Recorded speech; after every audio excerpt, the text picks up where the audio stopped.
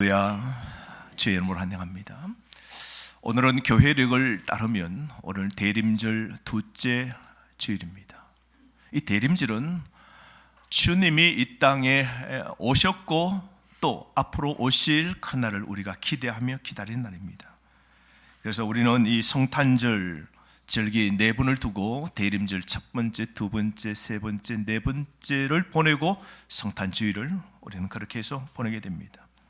이 대림절의 유래는 말이죠, 당시 로마 제국이 황제가 새롭게 즉위할 때에 이제 여러 도시를 이렇게 탐방하지 않습니까? 그러면 그 도시에 있는 사람들이 그 대단한 신 같은 황제가 자기의 도시에 온다고 His Advent라고 그럽니다. 황제가 그분이 오늘 우리에게 오신다고.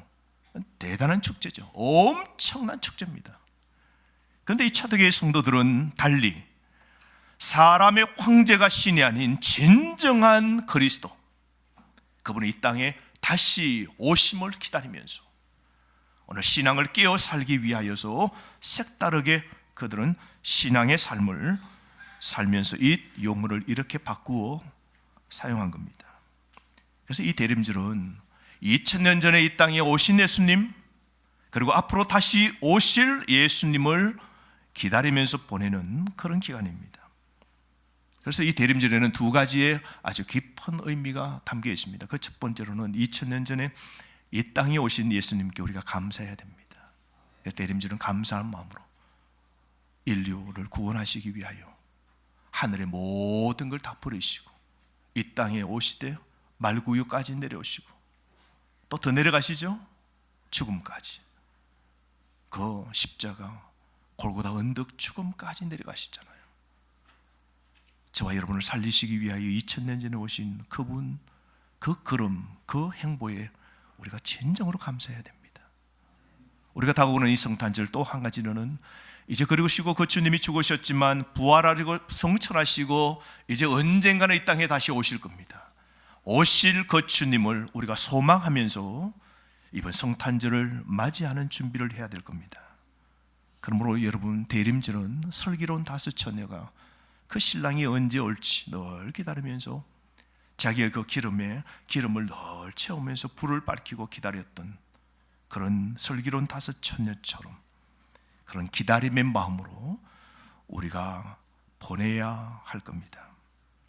그러므로 오늘 이 아침 우리는 이 대림절 기간 동안 우리는 어떤 마음으로, 어떤 마음가짐을 해야 하는지 한번 살펴보고자 합니다.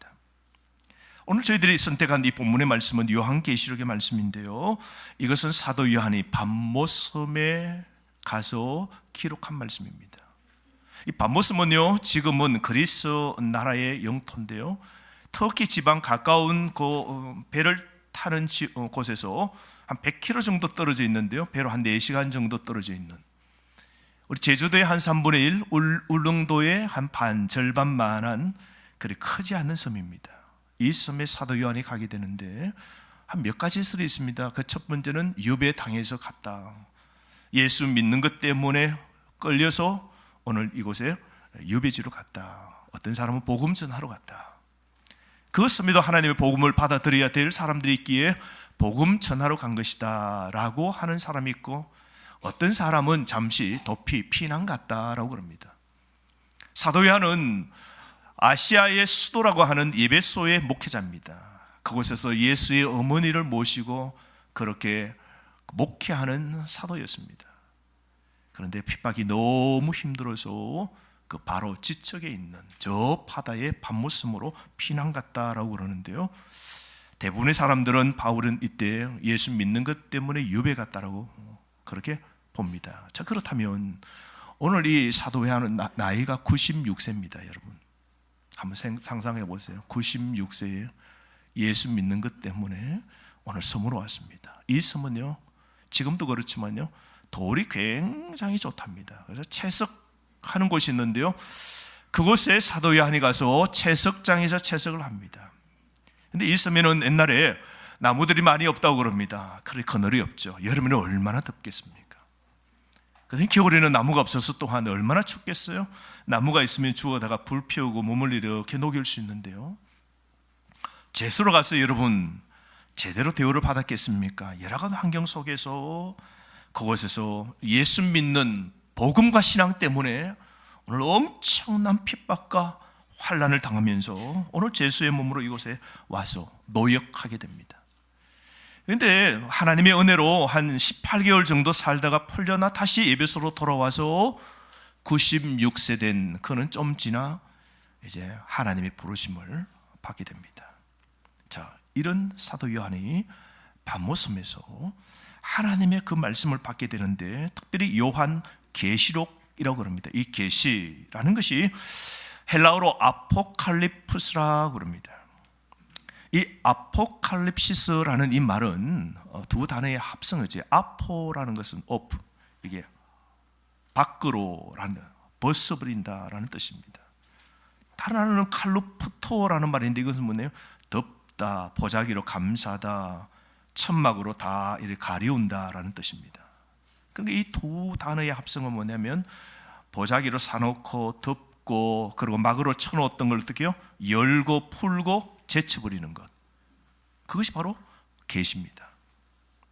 그러니까 속히 될 장래의 일, 때로는 먼 미래에 되어질 그 모든 것을 하나님이 열어서 다 보여주시는 겁니다. 참, 이게 누구나 경험할 수 있는 건 아니죠. 지금 우리가 예배 드립니다만 1시간 뒤의 일을 누가 보겠습니까? 우리는 한 치 앞을 못 봅니다. 왜요? 이것은 베일에 가려 있습니다. 그래서 우리 내일 어떻게 될지 모르고요, 새해라고 다가올 2020년도 우리가 어떻게 될지 모릅니다. 더욱이 나아가서 우리 지구의 정말 우주의 영원한 미래가 어떻게 되어질는지 우리는 모릅니다. 그런데 하나님께서 이 사도 요한에게 장래에 곧 되어질 일뿐만 아니라 미래에 되어질 일까지 인간에게는 가려워진 그 커튼을 활짝 열어서 다 보여주십니다. 이게 바로 계시입니다. 근데 이런 놀라운 것을 언제 보게 되는가? 이것은 요한계시록 1장 10절 말씀이 나옵니다. 여러분 한번 보실까요? 한 몇 장만 앞으로 넘겨보십시오. 요한계시록 1장 10절 다 함께 읽어봅시다. 주의 날에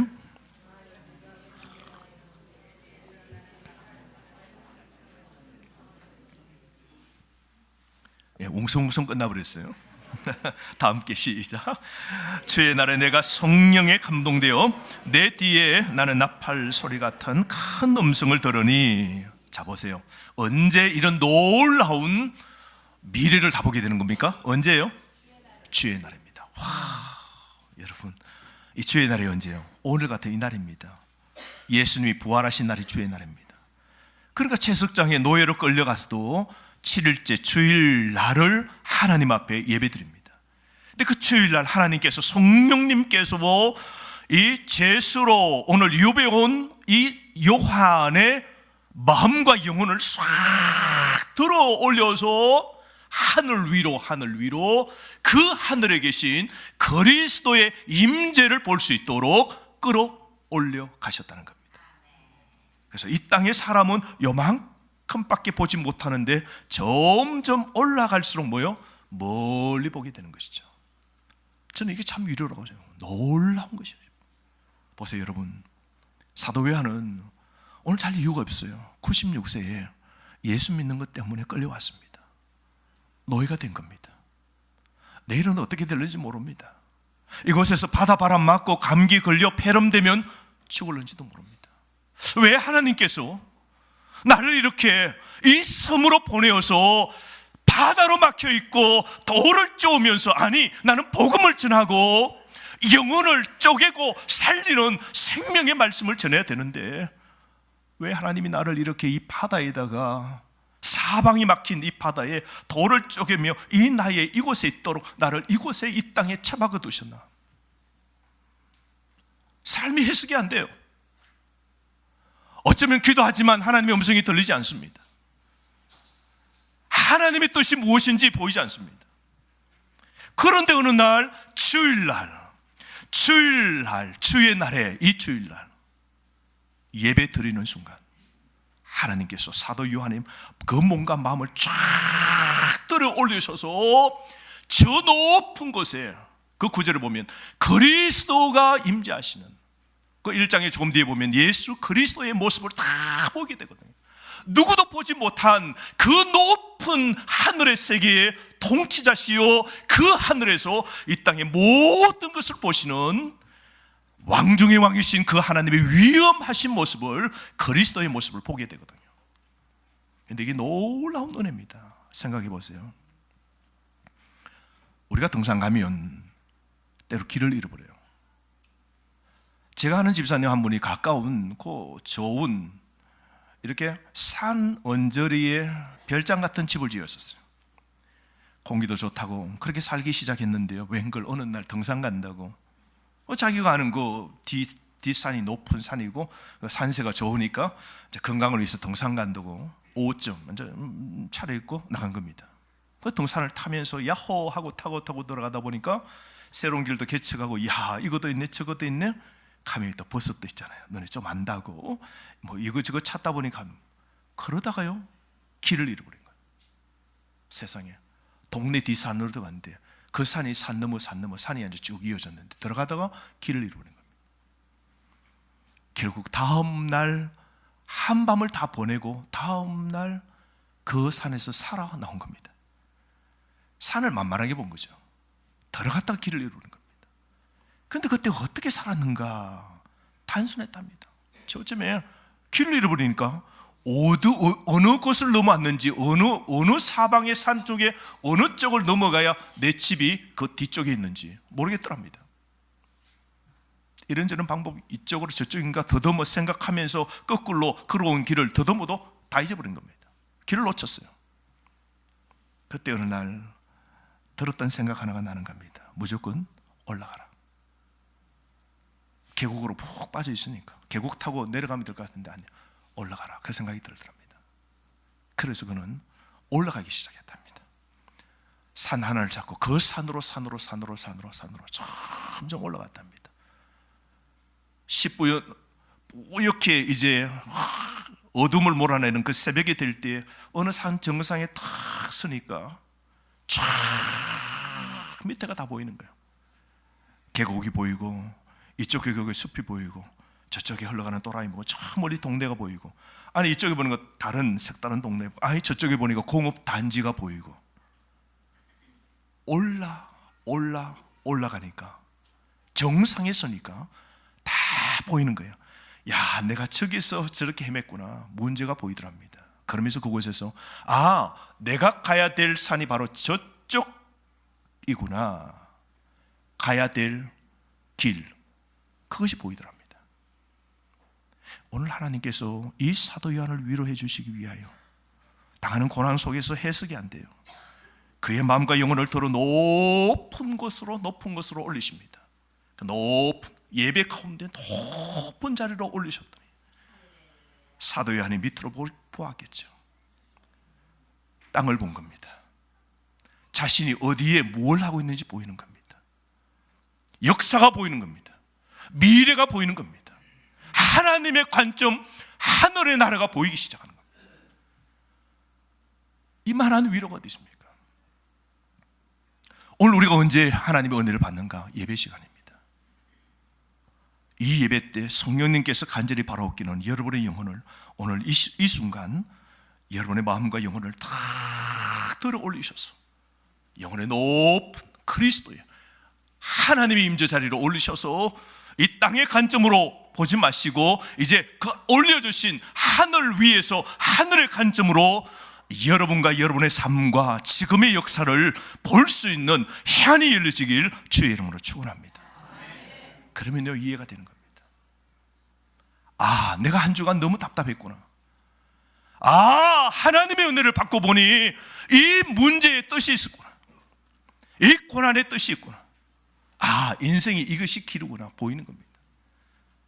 그래서 여러분 예배 때는 온 밤을 다해야 돼요.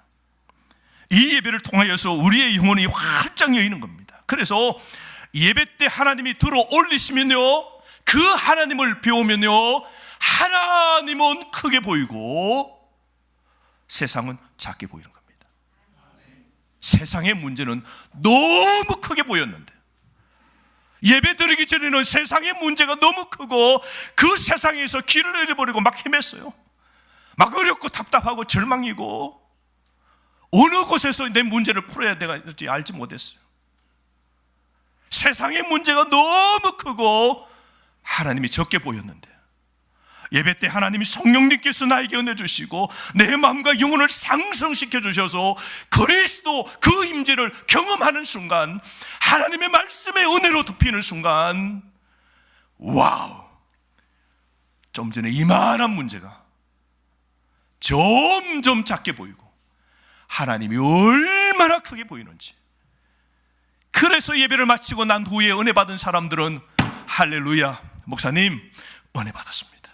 목사님 다시 한번 살게요. 목사님 힘 얻었습니다. 목사님 살만하네요. 다시 한번 살아가겠습니다. 이건 언제 맛보나요? 주일날 맛보는 겁니다. 그러므로 우리가 예배 드릴 때 이 자리에 우리의 영혼을 들었다 놓았다 하시고 내 생명을 들었다 놓았다 하시는 이 주님의 거룩한 임재 앞에서 우리는 경외감을 가지고 하나님 앞에 예배를 드려야 됩니다. 예배 한 번에 우리의 영혼이 사는 겁니다. 예배 한 번에 우리의 이 삶의 모든 것이 열려지게 되는 겁니다.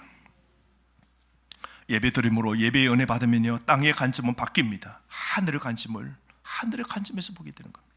더 높은 것에서 보게 돼요. 어떤 사람은 예배 드리다가 목사님 내 인생이 보입니다. 제가 그래서 이 길 제가 그만 걷기로 했어요.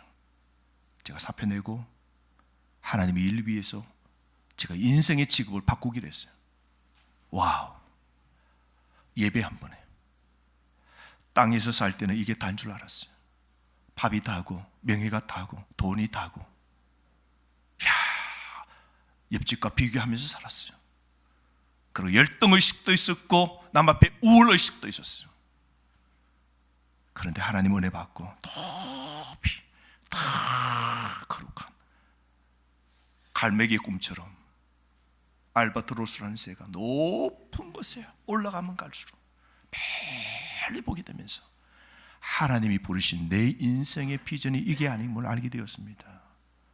그리고는 싹 정리하고 선교사로 가는 분도 보십시오. 이건요, 하나님이 우리에게 높은 산으로 끌어올려 주셔야 우리는 하나님의 비전을 보게 되는 겁니다. 거기에 인생의 답이 보이고요, 길이 보이는 겁니다. 오늘 사도 요한에게 밤모섬에 갇혀 있고 오늘 이 로마 제국이 강력하게 지배하고 있고 로마의 이데올로기가 교회를 삼키고 오늘 성도들이 핍박 가운데 있을 때에 오늘 그 사도 요한에게 위로하기 위하여서 땅의 세계에 발을 들어 하늘의 세계를 보게 됩니다. 그리고 장래의 길을, 커튼을 열어젖히고 미래에 되어질 모든 것을 그 사도 요한에게 다 보게 하시는 겁니다. 요한계시록의 맨 마지막에 무엇일까요? 뭘 보았을까요? 세상이 이기는 것 같지만 아니요, 세상 나라가 이기는 것 같지만 아니요, 세상 사람이 이기는 것 같지만 아니요, 하나님의 나라와 하나님이 승리함을 오늘 사도 요한은 본 겁니다. 그러고는 사도 요한의 맨 마지막에 뭐야? 아멘 주 예수여 오시옵소서라고 웅장하게 선언하는 거 보십시오. 사도 요한은 모든 것을 본 겁니다. 사랑하는 성도 여러분, 우리 삶의 천국은 천국입니다. 승리입니다. 이기는 자가 되는 겁니다. 이기는 자 되시기를 바랍니다. 그러므로 여러분, 오늘 이 예배가 얼마나 소중한지요, 우리가 다시 열심내어야 될 부분이 무엇인가? 예배입니다. 오늘 이 땅의 관점에 살고 해석하고 풀어내고 여기에만 오늘 함몰하지 마시고 하늘 관점, 세상 너머의 세계, 현실 너머의 진실을 볼 수 있는 여러분 되기를 바랍니다. 그래야 돼요. 다시 여러분 예배에 열심 내시기를 바랍니다. 예배를 통하여 하나님 은혜 주십시오. 날 고쳐주세요. 날 회복해 주세요. 그 하나님을 꼭 예배 때 임재하고 하나님의 은혜에 그 정말로 담비 같은 그 은혜를 사모하는 심령을 주시는 겁니다. 목마른 자에게는 하나님이 은혜의 물을, 이른 비와 늦은 비를 부어주십니다. 오늘 그 마음껏 이 예배를 통하여서 영혼의 배부름을 경험하는, 얻어가는 여러분 되시기를 바랍니다. 그러면서 말이죠, 이어서 이 요한계시록을 통해서 보면 2장부터 사도 요한에게 아시아의 7교회를 보여주시는데요, 그 아시아 7교회에 보낼 편지의 내용들이 이제 설명되어 있습니다. 거기 보면 7교회의 특징이 있는데요, 에베소, 스무나, 버가마, 두아디라, 사데, 빌라델비아, 라오디게아 교회가 있는데요, 7교회의 이 구조의 특징이 있어요. 그래서 첫째 교회와 7째 교회는요, 이게 가장 좋지 못한 교회예요. 그러니까 이 양파로 말하면 이 껍데기, 첫째 교회와 7째 맨 처음과 마지막 교회는 샘플, 가장 나쁜 교회의 샘플입니다. 두 번째와 6번째 교회는 좋은 교회입니다. 그리고 세 번째, 네 번째, 다섯 번째 그 가운데 있는 교회는 보통 교회입니다. 그런데요, 오늘 이 7개 교회 가운데 맨 마지막 교회, 이 교회는요 가장 나쁜 교회예요. 칭찬이 하나도 없는 교회입니다. 그것이 바로 오늘 라오디게아 교회인데요, 오늘 이 라오디게아 교회는 라오디게아 지역에 세워진 교회입니다. 오늘 이 라오디게아 지역은요, 한번 여러분 이 성지 순례를 가시면, 그래서 여러분 정말 이 성지 순례는 절대로 사치가 안 해요. 좋은 시간 없어요? 기회가 닿는 대로 가십시오. 한번 가보시면요, 많은 우리 신앙의 유익이 있어요. 지금도 이 라오디게아 교회를 가보시면요, 그곳에 보면 교통의 중심지, 동서가 열려져 있고 중요한 세 개의 도로가 이렇게 맞닿아 있는 곳이에요. 이곳은 고대에 그래서 많은 사람들이 장사하기 위하여 모일 수 있는 곳이어서 금융, 은행이 아주 이렇게 왕성하게 그렇게 활발히 움직였던 그런 돈의 집합 장소였습니다. 뿐만 아니라 이곳은 들판이에요. 지금도 그렇습니다. 그곳에 가면 양들을 많이 이렇게 키우는데 양모 산업이 굉장히 이렇게 활발합니다. 2000년 전에도 그랬어요. 뿐만 아니라 이곳에는 안약으로 고대에 굉장히 유명했습니다. 그래서 안약의 원료가 이 라오디게아 지역에서 생산되었습니다. 그래서 라오디게아의 의과대학은 그 당시에 최고의 대학이었고요, 또 귀에도 좋은 약이 그곳에서 생산되었습니다. 그래서 눈병이 있는 사람은 라오디게아 지역에 가서 안약을 사서 바르기만 하면 나았던 그런 아주 유명한 장소입니다. 뿐만 아니라 이 라오디게아 근처는 히에라폴리라는 도시가 있는데 바로 가까이 있어요. 거기 가면 파묵칼레라는 곳이 있는데요, 세계 가보아야 될 명소 가운데 이곳이 터키 지역에서 포함됩니다. 이 파묵칼레라는 것은 목화솜 있죠. 목화솜은 하얗잖아요. 목화솜처럼 하얗게 그렇게 만들어진 송이라는 뜻입니다. 파묵칼레. 온천수인데요, 온천수가 터져나오고 그 온천수가 흘러내리면서 석회로, 하얀 석회로 굳어져서 산 꼭대기부터 밑에까지가 하얀 석회로 다 덮어져 있어요. 그래서 멀리서 보면 마치 목화 한 송이가 다 피어 있는 것처럼 그런 곳입니다. 이곳은 고대로부터 온천이 유명해서 이집트의 클레오파트라가 이 터키 이 파묵칼레에 와서 온천을 즐겼다고 합니다. 자, 그러므로 이곳은 의약품으로 유명하죠. 그리고 이 도로의 관문의 도시죠. 양모 모직천으로 유명하죠. 그리고 이곳은 유명한 온천이 있어서 휴양지입니다. 많은 사람들이 이곳에 와서 유양을 보내므로 금융거래, 부유한 도시. 그래서 이 도시는 종들 빼고는 모두가 다 부자들입니다.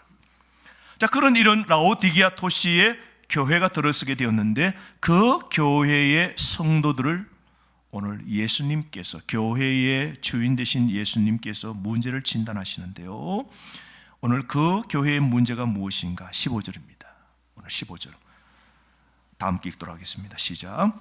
내가 내 행위를 아노니 내가 차지도 아니하고 뜨겁지도 아니하도다. 내가 차든지 뜨겁든지 하기를 원하노라. 오늘 이 라오디게아 교회는 가장 영적으로 상태가 좋지 못하고 좋게 말할 것이 전혀 없는 교회고 유익을 전혀 끼치지 못하는 교회고 칭찬이 전혀 없는 교회였습니다. 근데 이 교회 성도들이 무가치한 존재로 이렇게 교회가 오늘 아주 쇠퇴해버린, 오늘 힘쓰지 못하게 되어버린 것이 무엇이라고요? 미지근함이라고 말합니다. 차지도 아니하고 뜨겁지도 아니하다라고 그럽니다. 다른 말로 어정쩡한 태도죠. 이것도 저것도 아닌 적당한 태도입니다. 그러니까 신앙생활 할 때 예수님께도 뭐요? 그냥 적당하게 하는 것이죠.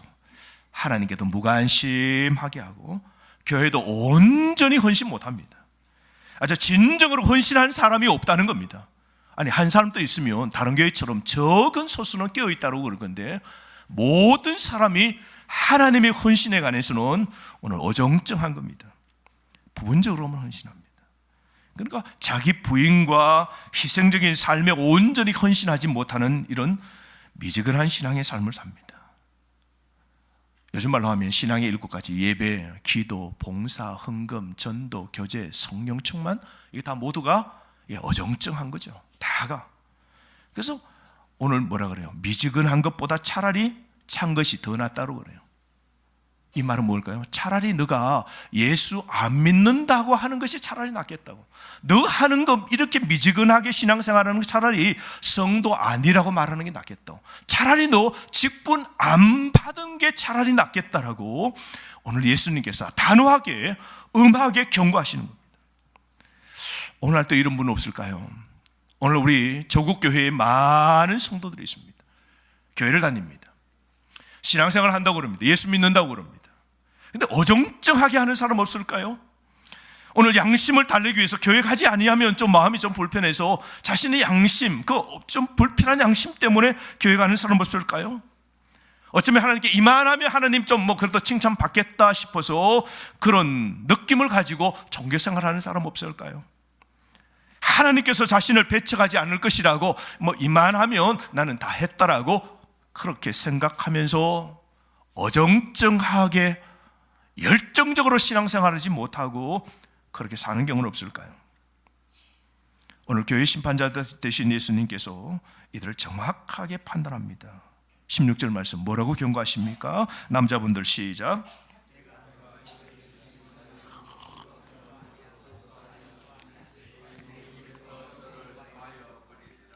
우리가 식사할 때 따끈한 된장국이 다 식어버리면 어때요?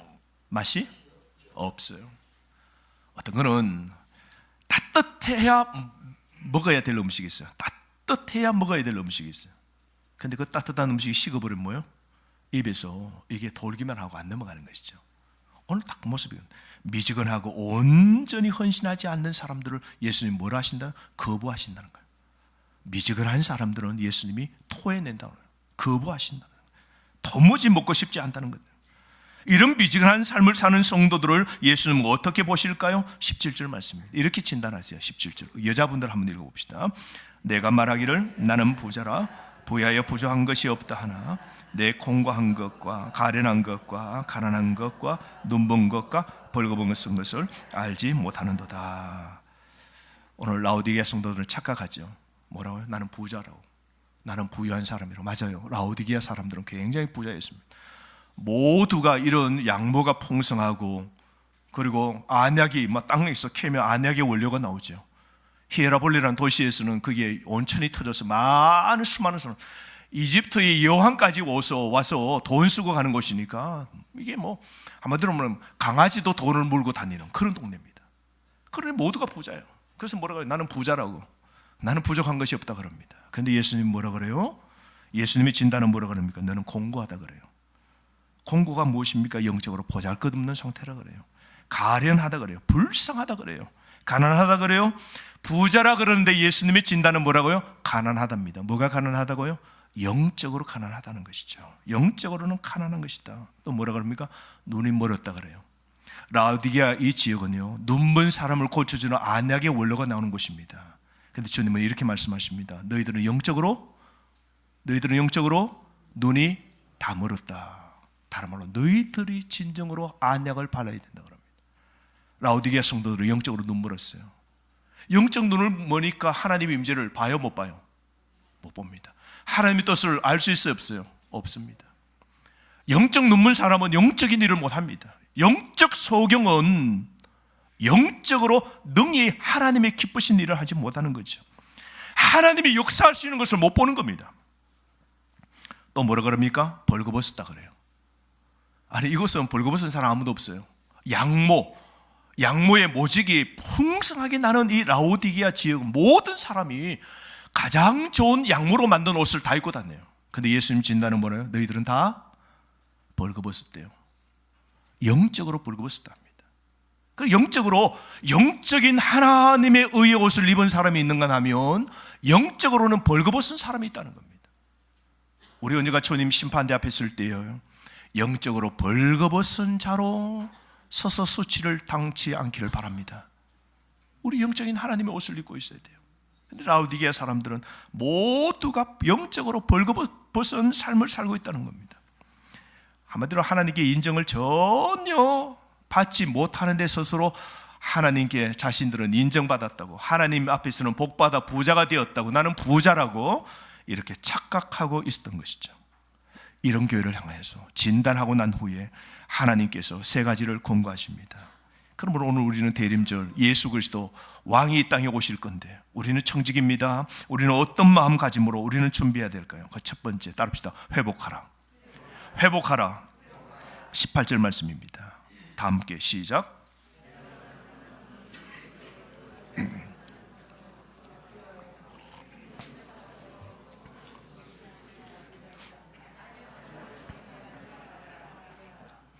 예, 모노로 읽으면 좋은데 스테레오로 하죠. 예, 들리네요. 자, 보세요 여러분, 영적으로 다시 회복해야 됩니다. 영적 회복을 위해 다시 우리가 열심내어야 됩니다. 어떻게 회복할 수 있을까요? 오늘 18절 말씀 첫 번째, 불로 연단한 금을 사랍니다. 라오디게아는 금이 풍성합니다. 다 돈이 풍성해요. 그런데 다 가난한 사람들이에요. 영적으로는 가난한 사람들이에요. 영적으로는 거지들이에요. 그래서 주님은 뭐라 그래요? 불로 연단한 금을 사랍니다. 영적으로 부유하라는 겁니다. 영적으로 여러분 부유한 사람 되시기를 바랍니다. 라오디게아 성도들은 물질적으로는 풍요하고 부자였을는지는 모르겠지만 영적으로 하나님 앞에는 다 거지들이에요. 전부 다 가난한 사람들이에요.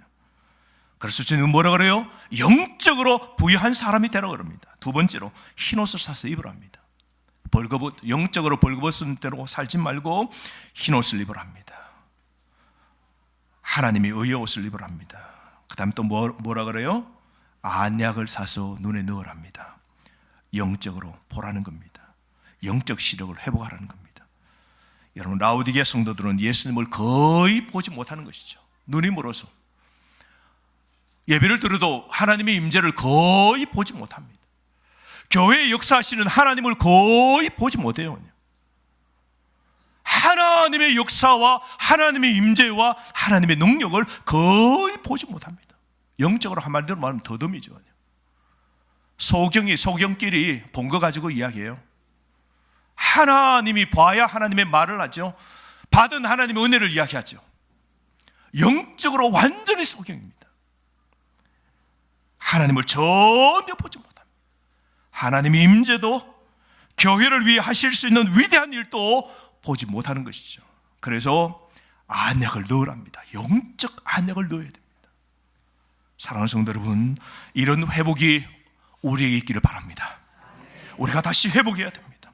우리가 다시 하나님 영적으로 우리가 부여해야 되고 영적으로 단정해야 되고 영적으로 시력을 회복해야 됩니다. 따릅시다. 회복합시다. 대림절날 우리에게 첫 번째, 우리가 새로운 하나님의 이 도전 앞에 우리가 마음속에 새깁시다. 영적으로 회복합시다. 아멘. 우리가 그렇게 해야 돼요. 두 번째로 회개하라. 따릅시다. 회개하라. 19절 말씀이에요. 다 함께 시작. 물론 내가 사랑하는 자를 책망하여 징계하노니 그러므로 내가 열심내라. 회개하라. 오늘 이 라오디게아 같은 성도들에게 필요한 것이 무엇일까요? 다시 열심내어 회개하는 겁니다. 하나님 앞에 책망받을 일을 다 내어놓고 회개하는 겁니다. 그럼 어떻게 해요? 열심내어서 회개해야 됩니다. 회개하기를 갈망하며 즉시 회개해야 됩니다. 여러분, 회개해야 하나님의 복을 받습니다. 아멘. 회개해야 우리 만사가 풀리는 겁니다. 아멘. 우리가 죄를 가지고는 하나님의 은혜를 못 누립니다. 죄는 우리의 복을 가로막도로 만드는 겁니다.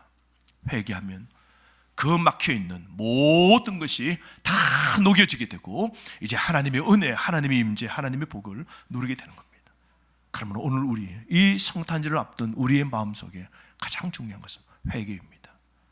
여러분, 회개하시기를 바랍니다. 열심내어 회개하여 하나님의 복 받으시기를 바랍니다. 세 번째로 따릅시다. 마음을 열라. 세 번째 20절 말씀입니다. 20절 다 함께 시작. 볼지어다 내가 문 밖에 서서 두드리노니 누구든지 내 음성을 듣고 문을 열면 내가 그에게로 들어가 그와 더불어 먹고 그는 나와 더불어 먹으리라.